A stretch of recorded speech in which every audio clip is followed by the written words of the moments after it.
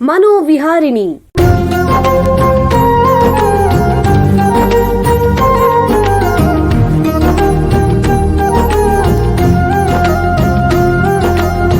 ಬೆಂಗಳೂರಿನ ನಿಮ್ಹಾನ್ಸ್ ವತಿಯಿಂದ ಮಾನಸಿಕ ಆರೋಗ್ಯ ಮತ್ತು ನರವಿಜ್ಞಾನ ಕುರಿತ ಪ್ರಾಯೋಜಿತ ಶಿಕ್ಷಣ ಮಾಲಿಕೆ. ಸಹಯೋಗ ಡಾಕ್ಟರ್ ರಾಮಚಂದ್ರ ಎನ್ ಮೂರ್ತಿ, ಮಾನಸಿಕ ಆರೋಗ್ಯ ಮತ್ತು ನರವಿಜ್ಞಾನ ಪ್ರತಿಷ್ಠಾನ, ನಿಮ್ಹಾನ್ಸ್. ಕೇಳಿ ಮಾನಸಿಕ ಆರೋಗ್ಯ ಮತ್ತು ನರವಿಜ್ಞಾನ ಕುರಿತ ಮಾಲಿಕೆ ಮನೋವಿಹಾರಿಣಿ. ನಮಸ್ಕಾರ ಶ್ರೋತೃಗಳೇ, ನಿಮಗೆಲ್ಲರಿಗೂ ಮನೋವಿಹಾರಿಣಿ ಶಿಕ್ಷಣ ಮಾಲಿಕೆಯ ಈ ಸಂಚಿಕೆಗೆ ಆತ್ಮೀಯ ಸ್ವಾಗತ. ಹಿಂದಿನ 3 ಸಂಚಿಕೆಗಳಲ್ಲಿ ಗಂಭೀರವಾದ ಮಾನಸಿಕ ಅಸ್ವಸ್ಥತೆ, ಬೈಪೋಲಾರ್ ಡಿಸಾರ್ಡರ್ ಬಗ್ಗೆ ತಿಳ್ಕೊಂಡ್ವಿ. ಇಂದಿನಿಂದ 3 ಸಂಚಿಕೆಗಳಲ್ಲಿ ಹದಿಹರೆಯದವರ ಮಾನಸಿಕ ಆರೋಗ್ಯ ಮತ್ತು ಸಮಸ್ಯೆಗಳ ಬಗ್ಗೆ ತಿಳ್ಕೊಳ್ಳೋಣ. ಮಕ್ಕಳು ಮತ್ತು ಹದಿಹರೆಯದವರೇ ನಮ್ಮ ದೇಶದ ಭವಿಷ್ಯ.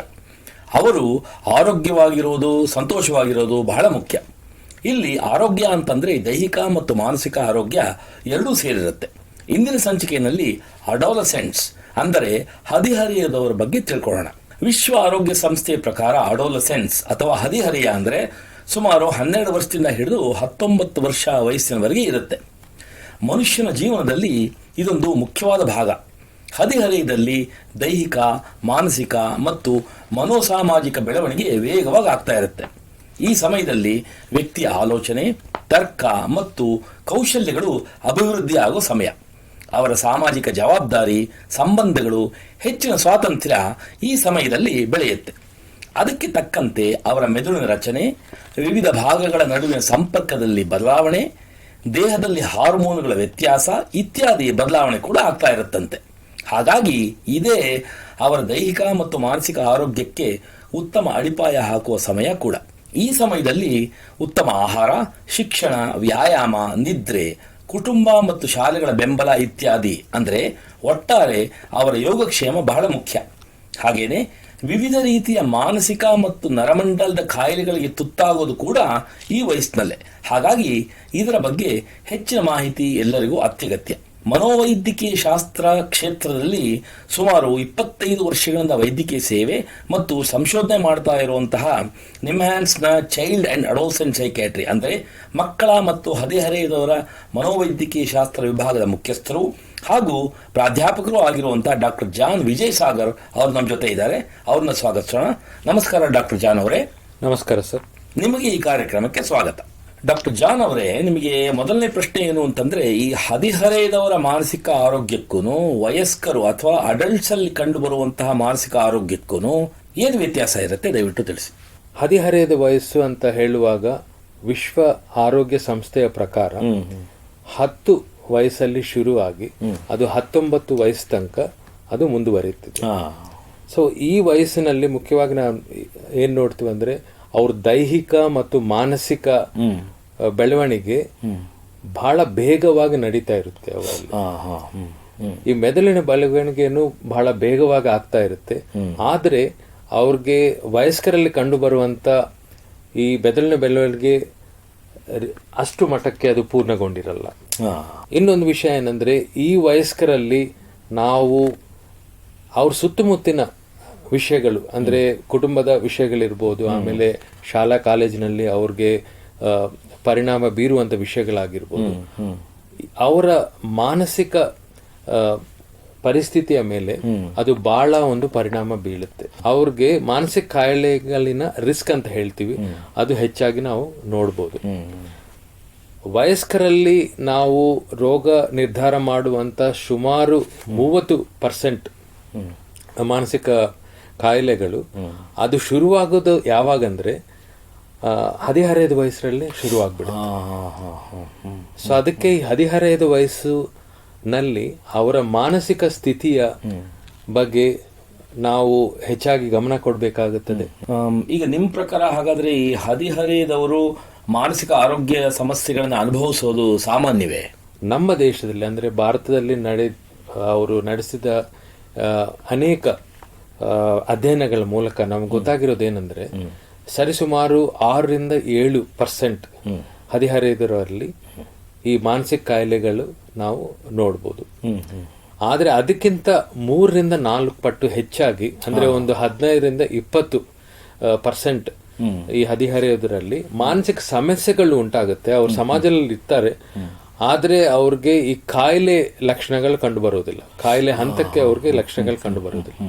ಹದಿಹರೆಯದವರಲ್ಲಿ ಕಂಡುಬರುವಂತ ಅತ್ಯಂತ ಸಾಮಾನ್ಯವಾದ ಮಾನಸಿಕ ಆರೋಗ್ಯದ ಅಸ್ವಸ್ಥತೆಗಳು ಯಾವುವು? ಅತ್ಯಂತ ಸಾಮಾನ್ಯವಾಗಿ ಕಂಡುಬರುವಂತ ಮಾನಸಿಕ ಅಸ್ವಸ್ಥತೆಗಳು ಏನಂದ್ರೆ ಖಿನ್ನತೆ ಅಂತ ಹೇಳ್ತೀವಿ, ಡಿಪ್ರೆಷನ್. ಸೊ ಇದರ ಜೊತೆಯಲ್ಲಿ ಇನ್ನೊಂದು ವಿಭಿನ್ನವಾದ ಒಂದು ಮಾನಸಿಕ ಕಾಯಿಲೆ ಏನಂದ್ರೆ ಅದು ಸಾಮಾನ್ಯವಾಗಿ ನಾವು ನೋಡ್ಬೋದು ಆತಂಕದ ಕಾಯಿಲೆಗಳು ಅಂತ ಹೇಳ್ತೀವಿ, ಆಂಗ್ಸೈಟಿ ಡಿಸಾರ್ಡರ್ಸ್. ಇದರ ಜೊತೆಯಲ್ಲಿ ನಾವು ನೋಡ್ತೀವಿ, ಆದ್ರೆ ಸ್ವಲ್ಪ ಕಡಿಮೆ ಮಟ್ಟದಲ್ಲಿ ಉಂಟಾಗೋ ಕಾಯಿಲೆಗಳೇನಂದ್ರೆ ಅವರ ವರ್ತನೆ ಎಲ್ಲಿ ಬರುವಂತ ಸಮಸ್ಯೆಗಳಿಂದ ಆಗುವ ತೊಂದರೆಗಳು, ಮುಖ್ಯವಾಗಿ ಅದು ನಾವು ಆಂಗ್ಲದಲ್ಲಿ ಬಿಹೇವಿಯರಲ್ ಡಿಸಾರ್ಡರ್ಸ್ ಅಂತ ಹೇಳ್ತೀವಿ, ವರ್ತನೆ ಸಂಬಂಧಪಟ್ಟ ಕಾಯಿಲೆಗಳು. ಸೊ ಅದರಲ್ಲಿ ಕಾಂಡಕ್ಟ್ ಡಿಸಾರ್ಡರ್ ಅಂತ ಹೇಳ್ತೀವಿ. ಜೊತೆಯಲ್ಲಿ ನಾವು OCD ಅಂತ ಹೇಳ್ತೀವಿ, ಅದರಲ್ಲಿ ಅಬ್ಸೆಸಿವ್ ಕಂಪಲ್ಸಿವ್ ಡಿಸಾರ್ಡರ್. ಆಮೇಲೆ ಕೆಲವರಿಗೆ ಈ ಆಹಾರದ ವಿಷಯದಲ್ಲಿ ಅವ್ರಿಗೆ ಅತಿಯಾದ ಆಹಾರ ಸೇವನೆ ಮಾಡೋದು ಅಥವಾ ಆಹಾರ ಬಹಳ ಕಡಿಮೆ ಮಾಡಿಬಿಡೋದು, ಏನಾದ್ರು ಬೇಜಾರಾದಾಗ ಸ್ವಲ್ಪ ಅತಿಯಾಗಿ ಊಟ ಮಾಡೋದು, ಅಂದ್ರೆ ಈಟಿಂಗ್ ಡಿಸಾರ್ಡರ್ಸ್ ಅಂತ ಹೇಳ್ತೀವಿ. ನಾವು ಕೆಲವು ಅತ್ಯಂತ ಗಂಭೀರವಾದ ಸಮಸ್ಯೆಗಳನ್ನ ಕೇಳಿದೀವಿ. ಉದಾಹರಣೆಗೆ ಬೈಪೋಲಾರ್ ಅಸ್ವಸ್ಥತೆ ಅಥವಾ ಸೈಕೋಸಿಸ್, ಮತಿಭ್ರಮಣೆ ಅಂತ ಹೇಳ್ತೀವಿ. ಇವೆಲ್ಲನೂ ಹದಿಹರೆಯದವರಲ್ಲಿ ಆಗಬಹುದೇ? ಸಾಮಾನ್ಯವಾಗಿ ಈ ತೀವ್ರವಾಗಿರುವ ಈ ಮಾನಸಿಕ ಕಾಯಿಲೆಗಳು, ಸ್ಕಿಜೋಫ್ರಿನಿಯಾ ಇರ್ಬೋದು, ಆಮೇಲೆ ಬೈಪೋಲಾರ್ ಡಿಸಾರ್ಡರ್ ಇರ್ಬೋದು, ಇಂಥ ಕಾಯಿಲೆಗಳು ನಾವು ವಯಸ್ಕರಲ್ಲಿ ನೋಡ್ತೀವಿ. ಮಕ್ಕಳಲ್ಲಿ ಆಮೇಲೆ ಹದಿಹರೆಯೋದ್ರಲ್ಲಿ ಅಷ್ಟು ಪರ್ಸೆಂಟ್ ನಾವು ನೋಡೋದಿಲ್ಲ. ಅಂದ್ರೆ ವಯಸ್ಕರಲ್ಲಿ ಎಷ್ಟು ನೋಡ್ತೀವೋ ಅಷ್ಟು ಪರ್ಸೆಂಟ್ ನಾವು ನೋಡೋದಿಲ್ಲ. ಆದರೆ ಹದಿಹರೆಯದ ವಯಸ್ಸಿನಲ್ಲಿನೂ ಸುಮಾರು 1% ಹದಿಹರೆಯದರಲ್ಲಿ ಈ ತರ ಕಾಯಿಲೆಗಳು ಉಂಟಾಗುವ ಸಾಧ್ಯತೆ ಇದೆ. ಬಹಳ ಉಪಯುಕ್ತ ಮಾಹಿತಿ. ಈಗ ಒಂದು ಸಣ್ಣ ವಿರಾಮ ತಗೊಳ್ಳೋಣ. ನಂತರ ಹದಿಹರೆಯದವರಲ್ಲಿ ಕಂಡುಬರುವಂತಹ ಮಾನಸಿಕ ಸಮಸ್ಯೆಗಳು, ಕಾಯಿಲೆಗಳ ಬಗ್ಗೆ ಹೆಚ್ಚಿನ ಚರ್ಚೆಯನ್ನು ಮುಂದುವರಿಸೋಣ. ಬೆಂಗಳೂರಿನ ನಿಮ್ಹಾನ್ಸ್ ಮಾನಸಿಕ ಆರೋಗ್ಯ ಮತ್ತು ನರವಿಜ್ಞಾನ ಕ್ಷೇತ್ರದಲ್ಲಿ ಹೆಸರುವಾಸಿ. ಶ್ರೇಷ್ಠ ಮಟ್ಟದ ಔಷಧೋಪಚಾರ, ಸಂಶೋಧನೆ ಮತ್ತು ತರಬೇತಿ ಇವೇ ನಿಮ್ಹಾನ್ಸ್ನ ಪ್ರಮುಖ ಧ್ಯೇಯಗಳು. ದೇಶದ ವಿವಿಧ ಭಾಗಗಳಿಂದ ಬರುವ ಲಕ್ಷಾಂತರ ಜನರಿಗೆ ಚಿಕಿತ್ಸೆ ನೀಡುವ ನಿಮ್ಹಾನ್ಸ್ಗೆ ರಾಷ್ಟ್ರೀಯ ಪ್ರಾಮುಖ್ಯತಾ ಸಂಸ್ಥೆ ಎಂಬ ಗೌರವ.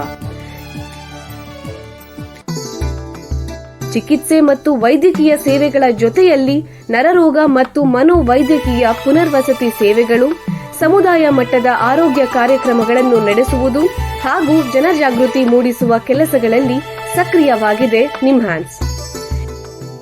ಈ ನಿಟ್ಟಿನಲ್ಲಿ ಆಕಾಶವಾಣಿಯ ಶ್ರೋತೃಗಳಿಗೆ ನರಮಂಡಲ ಮತ್ತು ಮಾನಸಿಕ ಆರೋಗ್ಯದ ಬಗ್ಗೆ ಉಪಯುಕ್ತ ಮಾಹಿತಿ ನೀಡುವುದೇ ಡಾಕ್ಟರ್ ರಾಮಚಂದ್ರ ಎನ್ ಮೂರ್ತಿ ಮಾನಸಿಕ ಆರೋಗ್ಯ ಮತ್ತು ನರವಿಜ್ಞಾನ ಪ್ರತಿಷ್ಠಾನ ನಿಮ್ಹಾನ್ಸ್ನ ಸಹಯೋಗದೊಂದಿಗೆ ಮೂಡಿಬರುತ್ತಿರುವ ಈ ಮನೋವಿಹಾರಿಣಿ ಶಿಕ್ಷಣ ಮಾಲಿಕೆಯ ಮೂಲ ಉದ್ದೇಶ. ವಿರಾಮದ ನಂತರ ಮನೋವಿಹಾರಿಣಿಯ ಈ ಸಂಚಿಕೆಗೆ ನಿಮಗೆಲ್ಲರಿಗೂ ಮತ್ತೊಮ್ಮೆ ಸ್ವಾಗತ. ವಿರಾಮಕ್ಕೆ ಮುಂಚೆ ಹದಿಹರೆಯದವರಲ್ಲಿ ಕಂಡುಬರುವಂತಹ ಮಾನಸಿಕ ಕಾಯಿಲೆಗಳ ಬಗ್ಗೆ ನಿಮ್ಹಾನ್ಸ್ ತಜ್ಞರಾದ ಡಾಕ್ಟರ್ ಜಾನ್ ವಿಜಯ್ ಸಾಗರ್ ಅವರ ಹತ್ರ ಮಾತಾಡ್ತಾ ಇದ್ವಿ.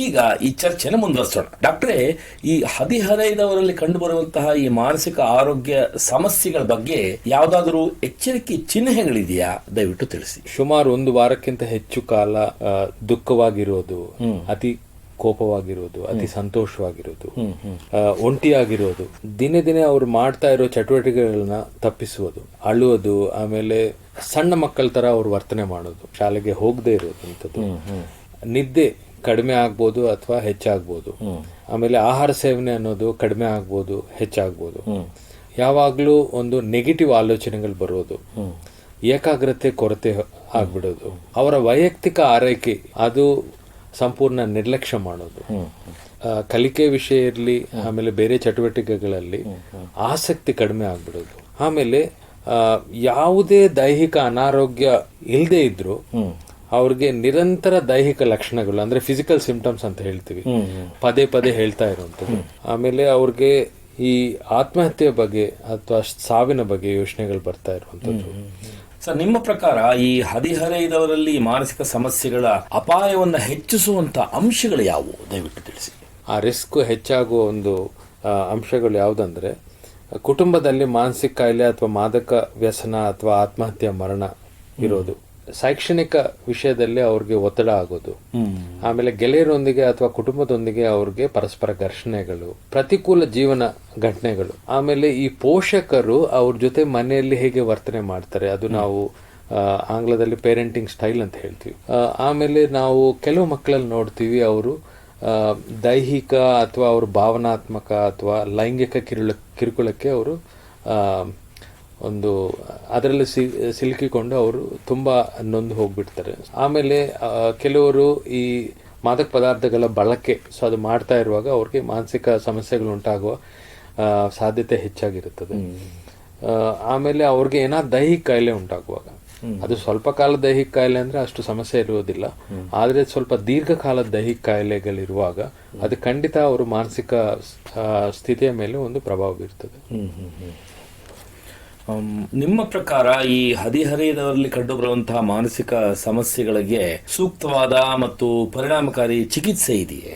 ಹದಿಹರೆಯದ ವಯಸ್ಸರಲ್ಲಿ ನಾವು ನೋಡುವಂತ ಈ ಮಾನಸಿಕ ಸಮಸ್ಯೆಗಳಿಗೆ ಸೈಕೋಥೆರಪಿ ಅಂತ ಹೇಳ್ತೀವಿ. ಆಮೇಲೆ ಜೊತೆಯಲ್ಲಿ ನಾವು ಔಷಧಿಯು ನಮಗೆ ಉಪಯೋಗ ಆಗ್ತದೆ. ಇದರ ಜೊತೆಗೆ ಈ ಪೋಷಕರು ಮತ್ತು ಶಾಲೆಗಳು ಈ ಮಾನಸಿಕ ಸಮಸ್ಯೆ ಇರುವಂತಹ ಹದಿಹರೆಯದವರಿಗೆ ಹೇಗೆ ಸಪೋರ್ಟ್ ಮಾಡ್ಬೋದು, ಹೇಗೆ ಬೆಂಬಲಿಸಬಹುದು, ದಯವಿಟ್ಟು ತಿಳಿಸಿ. ಅವರು ಮುಖ್ಯವಾಗಿ ಮಾಡಬೇಕಾಗಿರೋದೇನೆಂದ್ರೆ ಒಂದು ಸುರಕ್ಷತೆಯ ಮತ್ತು ಕಾಳಜಿಯ ಒಂದು ಅಲ್ಲಿ ವಾತಾವರಣ ಸೃಷ್ಟಿಸಬೇಕು ಅವರು. ಆಮೇಲೆ ಈ ಮಾನಸಿಕ ಆರೋಗ್ಯದ ಬಗ್ಗೆ ಅವರು ಮಾತಾಡಬೇಕು. ಈ ಮಕ್ಕಳಲ್ಲಿ ಅವರು ನಂಬಿಕೆಯನ್ನು ಬೆಳೆಸಬೇಕು. ಆಮೇಲೆ ಆರೋಗ್ಯಕರ ಚಟುವಟಿಕೆಗಳನ್ನು ಪ್ರೋತ್ಸಾಹಿಸಬೇಕು ಮತ್ತು ಕಲಿಕೆಯ ವಿಷಯದಲ್ಲಿ ಈ ಮಕ್ಕಳಿಗೆ ಬೇಕಾದಷ್ಟು ಸಹಾಯವನ್ನು ಅವರು ಒದಗಿಸಬೇಕು. ಅಗತ್ಯವಿದ್ದಾಗ ವೃತ್ತಿಪರ ಸಹಾಯವನ್ನು ಪಡೆಯಲು ಬೆಂಬಲಿಸಬೇಕು. ಶಾಲೆ ವಾತಾವರಣದಲ್ಲೂ ನಾವು ನೋಡ್ತೀವಿ, ಅದು ಸಕಾರಾತ್ಮಕವಾಗಿರಬೇಕು, ಆಮೇಲೆ ಸ್ನೇಹಪರವಾಗಿರಬೇಕು. ಇದಲ್ಲದೆ ಹದಿಹರೆಯದವರಲ್ಲಿ ಉತ್ತಮ ಮಾನಸಿಕ ಆರೋಗ್ಯನ ಕಾಪಾಡ್ಕೊಳ್ಳಕ್ಕೆ ಯಾವ ರೀತಿ ಜೀವನ ಶೈಲಿ ಅಭ್ಯಾಸಗಳು ಅಂದ್ರೆ ಲೈಫ್ ಸ್ಟೈಲ್ ಹ್ಯಾಬಿಟ್ಸ್ ಅದು ಸಹಾಯ ಮಾಡುತ್ತೆ, ದಯವಿಟ್ಟು ತಿಳಿಸಿ. ರೆಗ್ಯುಲರ್ ಆಗಿ ದೈಹಿಕ ಚಟುವಟಿಕೆ ಇರಬೇಕು, ಫಿಸಿಕಲ್ ಆಕ್ಟಿವಿಟಿ ಅಂತ ಹೇಳ್ತೀವಿ. ಜೊತೆಯಲ್ಲಿ ಅವ್ರ ಆಹಾರ ಸೇವನೆ ಮೇಲೇನು ಅವರು ಆತರ ಒಂದು ಬ್ಯಾಲೆನ್ಸ್ ಆಗಿ ಅವ್ರ ಆಹಾರ ತಗೋಬೇಕು. ಉತ್ತಮ ನಿದ್ರೆ ಅಭ್ಯಾಸ ಅದು ಬಹಳ ಮುಖ್ಯ. ಆಮೇಲೆ ಬೇರೆಯವರೊಂದಿಗೆ ಉತ್ತಮ ಸಂಬಂಧ ಹೊಂದಿರೋದು. ಯಾವುದೇ ತರ ಈ ಮಾದಕ ಪದಾರ್ಥಗಳನ್ನು ಅವರು ಮುಟ್ಟಬಾರದು. ಅವರು ದಿನದಲ್ಲಿ ಏನೇ ಒಂದು ಮಾಡಿದ್ರು ಅದೊಂದು ರೆಗ್ಯುಲರ್ ಆಗಿ ಒಂದು ರೊಟೀನ್ ಇಟ್ಕೋಬೇಕು. ಅಂದ್ರೆ ಬೆಳಿಗ್ಗೆ ಸರಿಯಾದ ಸಮಯಕ್ಕೆ ಹೇಳೋದು, ಆಮೇಲೆ ಸ್ವಲ್ಪ ದೈಹಿಕ ಚಟುವಟಿಕೆ ಏನಾದ್ರು ಮಾಡೋದು, ಯೋಗ ಮಾಡೋದು, ವಾಕಿಂಗ್ ಮಾಡೋದಂಥದ್ದು, ಆಮೇಲೆ ಶಾಲೆಗೆ ಹೋಗೋದು. ಕಲಿಕೆ ಜೊತೆಯಲ್ಲಿ ಅವ್ರು ಏನಾದ್ರು ಒಂದು ಹವ್ಯಾಸವನ್ನು ಅವರು ಹೊಂದಿರಬೇಕು, ಹಾಬಿ ಅಂತ ಹೇಳ್ತೀವಿ. ಅವ್ರು ಯಾವುದರಲ್ಲಿ ಇಂಟ್ರೆಸ್ಟ್ ಇದ್ದಾರೆ ಅದರಲ್ಲಿ ಒಂದು ವಿಷಯದಲ್ಲಿ ಅವ್ರ ಪೋಷಕರು ಅವ್ರಿಗೆ ಎಂಕರೇಜ್ ಮಾಡ್ಬೋದು. ಕೆಲವ್ರ ಮಕ್ಕಳು ಸ್ಪೋರ್ಟ್ಸ್ ಅಲ್ಲಿ ಅವ್ರಿಗೆ ಇಂಟ್ರೆಸ್ಟ್ ಇರುತ್ತೆ, ಕೆಲವ್ರ ಮಕ್ಕಳು ಅವರು ಡಾನ್ಸ್ ಇರ್ಬೋದು, ಮ್ಯೂಸಿಕಲ್ ಇರ್ಬೋದು, ಅಥವಾ ಏನಾದ್ರೂ ಕವನ ಬರೆಯೋದಿರ್ಬೋದು. ಸೊ ಇಂಥ ವಿಷಯಗಳಲ್ಲಿ ಪೋಷಕರು ಅವ್ರಿಗೆ ಪ್ರೋತ್ಸಾಹ ಕೊಡಬೇಕು. ಕೊನೆಯಾಗಿ ನಾನು ಏನು ಹೇಳಕ್ ಬಯಸ್ತೀನಿ ಅಂದ್ರೆ ಅವ್ರಿಗೆ ಜೀವನ ಕೌಶಲ್ಯಗಳು ಬಹಳ ಮುಖ್ಯ, ಲೈಫ್ ಸ್ಕಿಲ್ಸ್ ಅಂತ ಹೇಳ್ತೀವಿ. ಸೊ ಅವ್ರ ಲೈಫ್ ಸ್ಟೈಲಲ್ಲಿ ಮುಖ್ಯವಾಗಿ ಈ ಜೀವನ ಕೌಶಲ್ಯಗಳನ್ನ ಹೊಂದಿರೋದು ಬಹಳ ಮುಖ್ಯ. ಸೊ ಇದೆಲ್ಲ ಸೇರಿ ಅವ್ರಿಗೆ ಈ ಮಾನಸಿಕ ಆರೋಗ್ಯವನ್ನು ಅವರು ಕಾಪಾಡಿಕೊಳ್ಳೋದಕ್ಕೆ ಈ ಥರ ಅವರು ಜೀವನ ವಿಧಾನದಲ್ಲಿ ಒಂದು ಬದಲಾವಣೆಗಳು ಅವರು ಮಾಡಿಕೊಂಡ್ರೆ ಅದು ಬಹಳ ಉಪಯೋಗಕರ ಆಗುತ್ತೆ ಅವ್ರಿಗೆ. ಬಹಳ ಉಪಯುಕ್ತ ಮಾಹಿತಿ. ನೋಡಿ, ನಿಮ್ಮ ಹತ್ರ ಮಾತಾಡ್ತಾ ಕಾಲ ಕಳೆದಿದ್ದೇ ಗೊತ್ತಾಗಲಿಲ್ಲ. ಇಲ್ಲಿಗೆ ಸಂಚಿಕೆ ಮುಗಿಸುವಂತ ಸಮಯ ಆಗ್ತಾ ಇದೆ.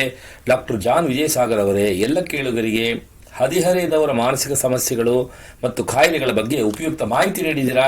ನಿಮಗೆ ಎಲ್ಲರ ಪರವಾಗಿ ಧನ್ಯವಾದಗಳು.